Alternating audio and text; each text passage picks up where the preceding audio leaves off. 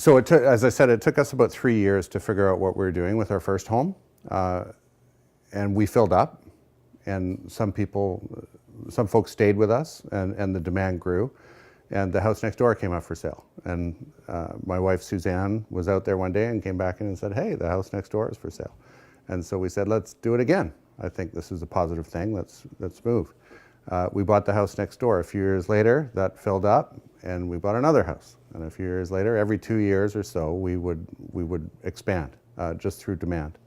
ICBC was using us, WorkSafe was using us, and we were obviously providing something that nobody else was in the community.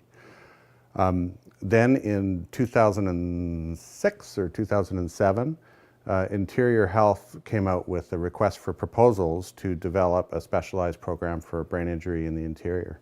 And we'd never been much interested in big government contracts, or we were kind of had a culture of anti-health system as opposed to being in the health system. So I was kind of frightened about that partnership. But we chose to, the RFP as it was written described exactly what we did. So we decided to submit, and about a year later we found out that we were selected and won.